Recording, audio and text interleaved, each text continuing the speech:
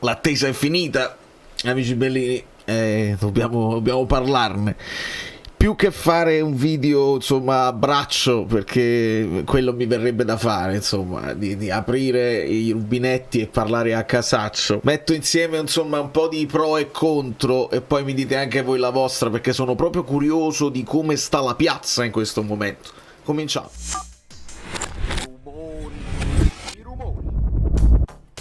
Avevo previsto, insomma, un video molto elaborato per quanto riguarda la partita di ieri di Portogallo-Croazia, dove è successo qualsiasi cosa, una storia bella anche da approfondire in un certo modo, perché non sono sicuro, probabilmente lo farò lo stesso sul calcio fluido, ma è arrivata l'ufficialità e dobbiamo assolutamente parlarne. 100 di questi giorni.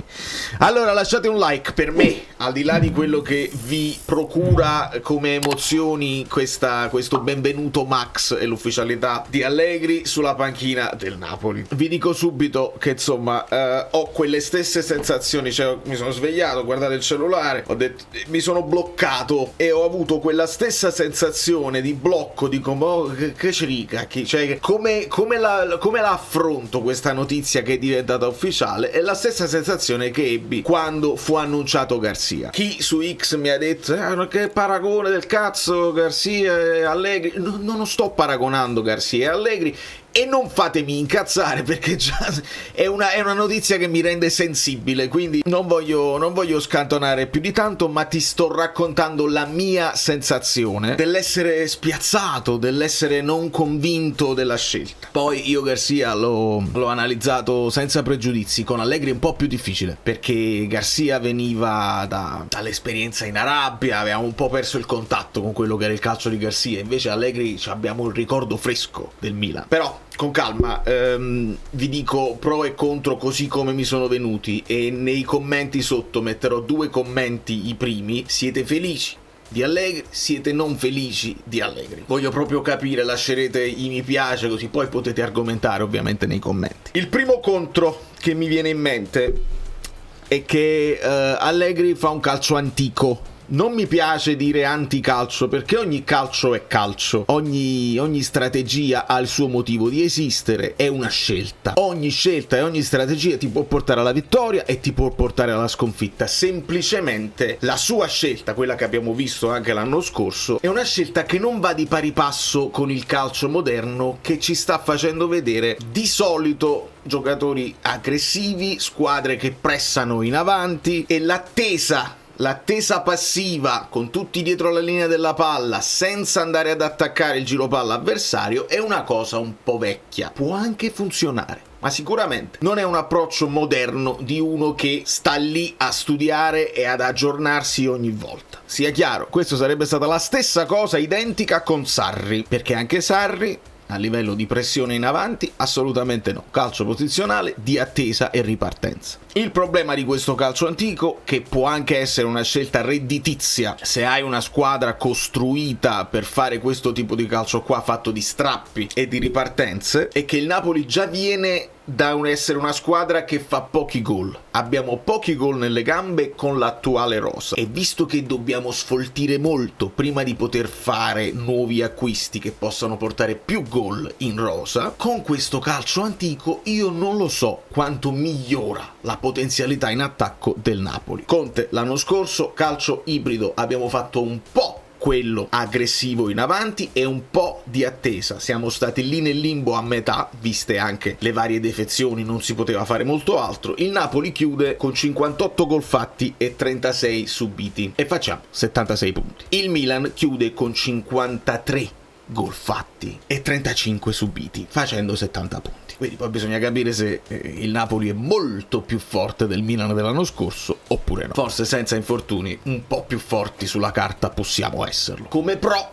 ovviamente Allegri si porta dietro l'esperienza. È un allenatore di esperienza. Non è detto che l'esperienza significhi credibilità per quanto riguarda Allegri, perché in Italia c'è una spaccatura molto forte per quello che significa Allegri, e sappiamo oramai che i giocatori si lasciano anche trasportare da quello che è il racconto dei media, dei social media o della stampa in Italia. Lo sappiamo, però l'esperienza è innegabile. 16 trofei, una media punti di 1,99, credo considerando tutta la Serie A, e non lo so se consideri anche le coppe europee, ma questo posta il Napoli. La media punti di 1,99 per 38 partite ti porta 75 punti e rotti. Con 75 punti in teoria in Champions ci vai, non dovresti lottare per lo scudetto, ma in Champions ci dovresti andare. Un altro contro potrebbe essere avere la piazza già spaccata, che non è successo con Conte, perché ce lo dobbiamo ricordare, che quando è arrivato Conte stavamo come i pazzi e contentissimi di averlo. Adesso io ne leggo pochi, però è per questo che metto i 2 commenti sotto, per capire anche, per tastare il polso almeno della mia community, che è una piccola parte, non siamo tutto il Napoli. Però avere una piazza già che alcuni non lo sopportano a prescindere, altri gli danno credito, ma perché questa qua?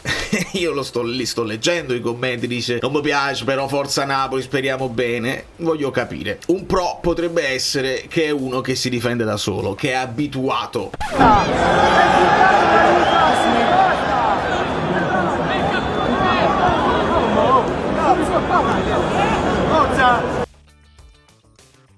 A fare stagioni dove parte non con i favori del pronostico, o comunque non con quella positività che si porta dietro il suo nome. E a questo pro ci legò anche la scelta dei 3 anni. Vuol dire che in qualche modo De Laurentiis si fida, perché fare 3 anni significa che se le cose non andassero bene subito, che fai? Ti tieni 3 anni sul groppone, uno che abbiamo visto anche col Milan, questo tira e molla per buone uscite, per situazioni contrattuali che non sono ancora chiare. Se gli fai 3 anni vuol dire che stai pensando di mantenerlo in sella per 3 anni, anche se facessimo una partenza non folgorante. Quindi sotto questo punto di vista, se lui si difende da solo e il Napoli decide di non essere sclerotico alle prime avvisaglie di qualche difficoltà che può accadere, e allora possiamo pensare di dar tempo, perché poi le cose, se non vanno bene subito, possono anche migliorare. Magari è proprio Napoli ambiente, Napoli città, Napoli cultura e storia di un calcio comunque piacevole,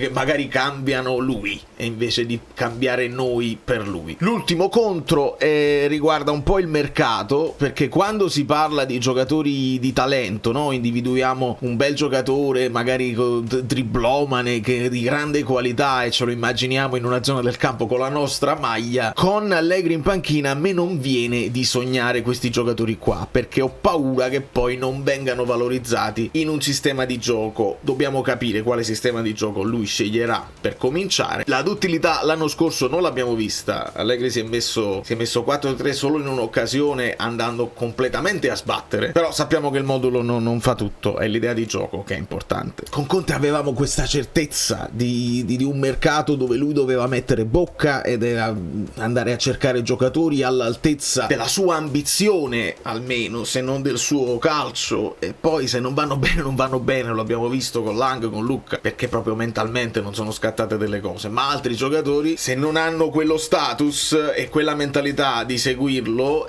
non vanno bene. Invece con Allegri la sensazione è vabbè, tanto quelli che ci stanno, dobbiamo stare zitti e lavorare, e facciamo i complimenti ai ragazzi e ci riproveremo l'anno prossimo,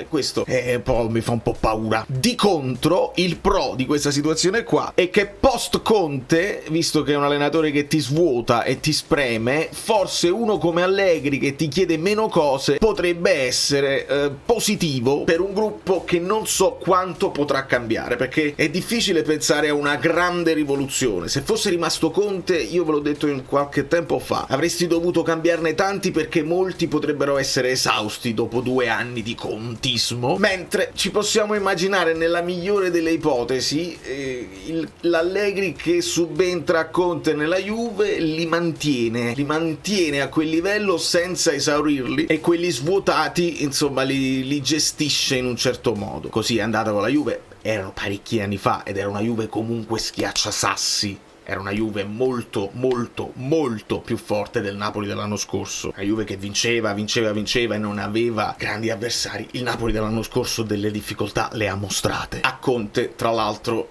nel caso dell'Inter è subentrato un Inzaghi che, oltre a essere gestore, ha comunque portato delle idee di gioco, li ha fatti lavorare su cose nuove, e sviluppando un 3-5-2 che restava quello ma che è diventato molto moderno nelle mani di Inzaghi. Quindi non è detto che post Conte serva solo un gestore, però questo è un pro che potrebbe evitare certi giocatori l'ebollizione del motore. Non mi voglio dilungare oltre, anche perché ci sono notizie di il mercato rallentato di cui insomma sapevamo, perché ci siamo avvertiti che bisogna sfoltire i 47 giocatori che abbiamo prima di poter affondare negli acquisti. Ma per quanto riguarda l'allenatore, io tanto vi dovevo e tanto vi dico, purtroppo la cosa sfiziosa è che ricordo ancora della giornata dell'annuncio di Garcia, dove andai a suonare, era al Bank Café, e lì sguardo nel vuoto, io che ho suonato tutta la serata pensando Garcia non mi convince, il violino non mi convince. Invece stasera sapete dove vado a suonare? In un locale che si chiama d'Italia. Sembra quasi che sei poco. Allora,